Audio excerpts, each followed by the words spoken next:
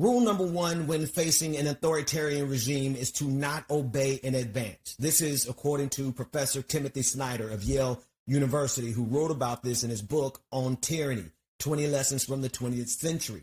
He states in that book that most of authoritarian regimes' power is freely given by people who try to triangulate in advance to make sure that they can fit into this new regime for their own personal safety, perhaps, or for their own professional advancement.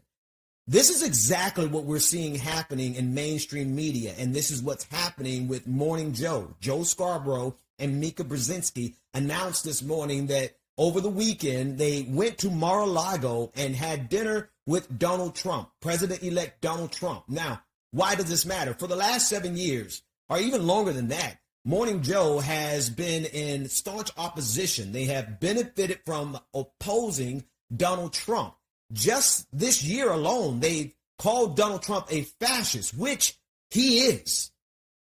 Just very clearly based on his policies and what he wants to do, who he's looking to prosecute, how he's looking to silence dissent, and the entire machinations of MAGA clearly show us this is who Donald Trump is. But their song and their dance, Morning Joe's song and dance, has changed. Why? Because Donald Trump won the election. And they want to find out, as best as I can tell, how they fit or how they can fit into this new regime.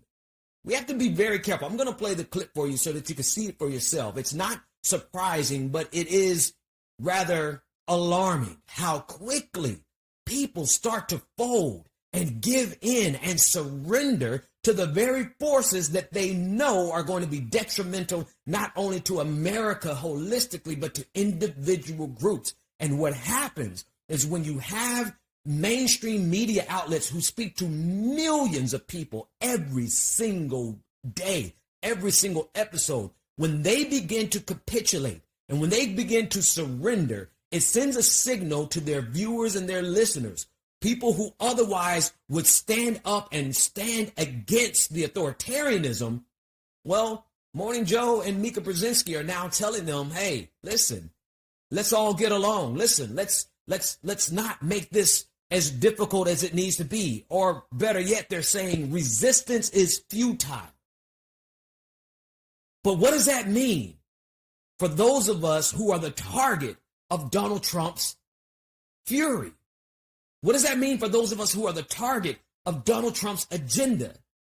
How do you capitulate? How do you surrender? And at least make them work hard for it. At least make Donald Trump and MAGA have to go out of their way. But if we simply lay down, as I said, if we bow down before this monstrosity that is MAGA, then we make their way easy. There's no friction, there's no resistance, there's no inertia, and so they're able to run up the scoreboard, destroying democracy in the ways that they have specifically outlined in Project 2025, in the ways that they are prepared to execute within the first 100 days. And if all of the mainstream media begins to simply lay down and say, hey, we want to get along, hey, we want to at least talk to you, then what we're going to find out is that this country falls into the arms of fascism faster than we ever could have imagined.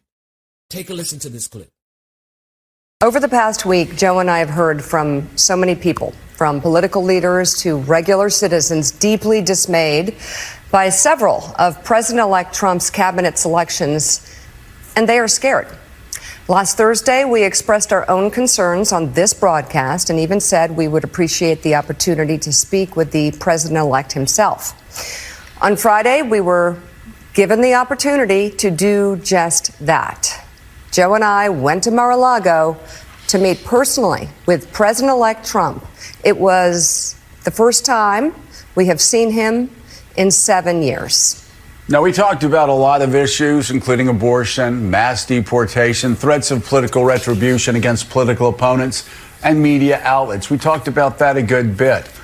And it's going to come as no surprise to anybody who watches this show, has watched it over the past year or over the past decade, that we didn't see eye to eye on a lot of issues, and we told him so.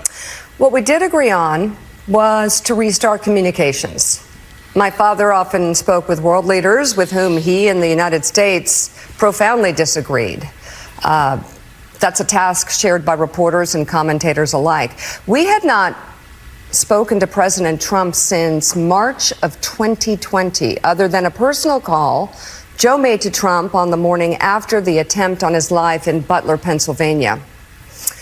In this meeting, President Trump was cheerful, he was upbeat, he seemed interested in finding common ground with Democrats on some of the most divisive issues.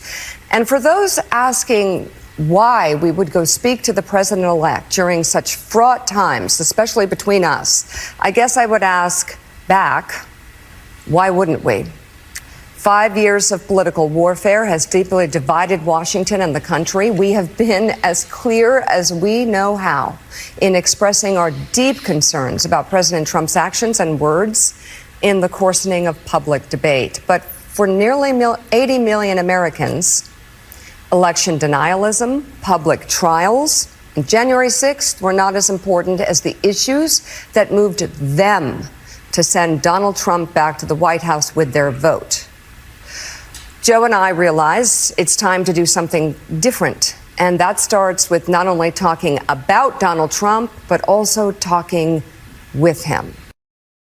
Now, what's interesting about this is just a few months ago, they were calling Donald Trump a fascist, which he is. What changed? What changed? Is it the fact that they need access, journalism? They need to be able to interview the president of the United States. They need to be able to be in good graces with the president of the United States. Are they afraid to stand in opposition to what Donald Trump is doing? Does this mean that in a few years, the entire tone of Morning Joe and the entire tone and approach of MSNBC is going to be to align with Donald Trump? Does that mean that all of the people who have been supporting this program and supporting MSNBC, are they now going to find themselves inundated with Fox News type propaganda to support Donald Trump rather than to stand in opposition? And if MSNBC is not going to stand in opposition, if Morning Joe, which is one of the largest programs in this country, if they're not going to stand in opposition, then who will? Or are we as a nation going to give Donald Trump a free pass to do whatever he wants to do, regardless of the implications for the groups that he's targeting? Despite the fact that if Donald Trump deports 20 million of the migrant working class, that the food prices in this country will skyrocket to prices that we can't simply not afford. Does that mean that we sit back and allow that to happen without any opposition whatsoever, without anyone continuing to sound the alarm? It is as if they have already calculated that there's nothing that they can do or nothing that they're willing to try. They're not willing to put themselves out there in order to take a stand in this moment when we need people to take a stand more than anything else. Right now, today, we need people who are fearless in their opposition to Donald Trump.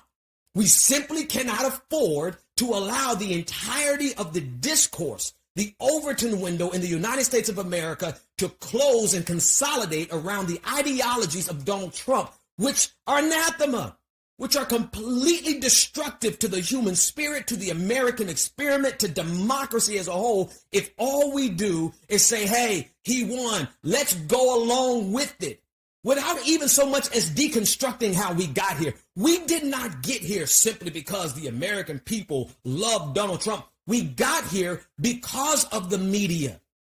We got here because of Fox News, Newsmax, OANN, and all of the echo chamber, all of the hundreds of programs and streams and YouTube channels that are propped up by right-wing money in order to change the opinion of the masses.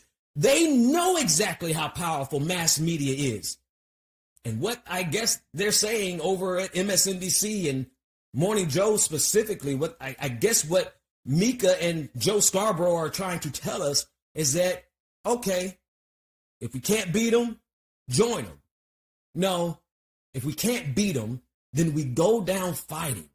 If we can't beat them, we take a stand until there's nothing left to stand on. Why? Because I refuse, and I hope I'm not by myself. I refuse to allow my soul to be compromised in order to simply get along with someone who has made it clear that they want to be a dictator. If we don't take a stand now, if we obey in advance, if we give authoritarians power without any resistance, then there is no return from where we are headed. And not only would have Donald Trump won the 2024 election, but Donald Trump would have overthrown the entirety of the American experiment and rewritten the founding fathers' vision in his image and in his likeness.